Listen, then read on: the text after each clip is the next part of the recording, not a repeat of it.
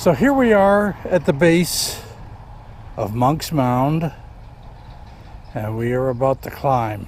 This is just the first set of stairs, and we'll count the steps and see just how many there are when we get to the top.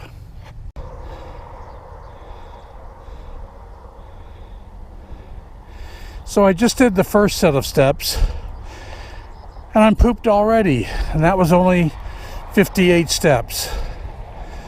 So it looks like there's a lot more in front of us. See you when we get to the top. This is Monk's Mound, southwest corner. In the 1730s, French priests built a chapel at this location for the Cahokia sub-tribe. And this is the first terrace. And we're approaching the next terrace.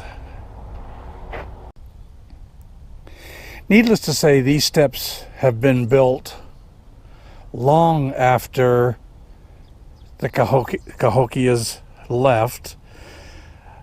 The steps do not represent what the steps would have looked like back then. These are just steps that are safe and a little easier for you to get to the top.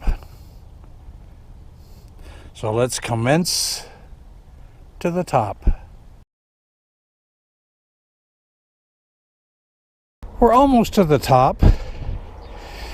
I just want to give you a side view, and you can see that we are climbing pretty high.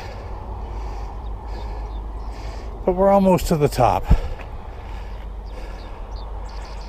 So let's proceed. That was 95 more steps on top of the 58, which makes 153 steps. Now we are looking west from the top of the mound, and perhaps you can see the arch in St. Louis and downtown St. Louis. So we're not that far from St. Louis and the Mississippi River.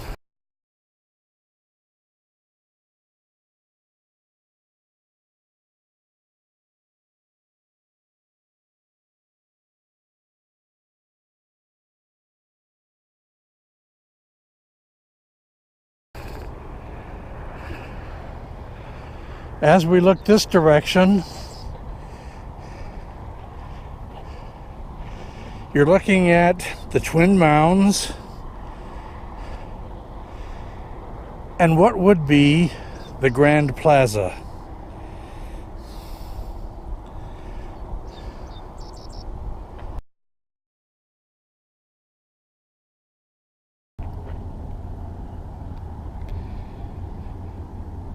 Excavations on top revealed that a large building, 104 feet by 48 foot, once stood on the back end of Monk's Mound.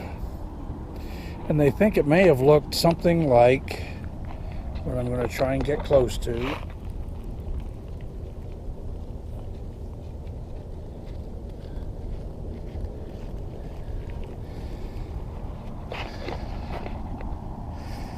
Somewhere up here is where it would have been.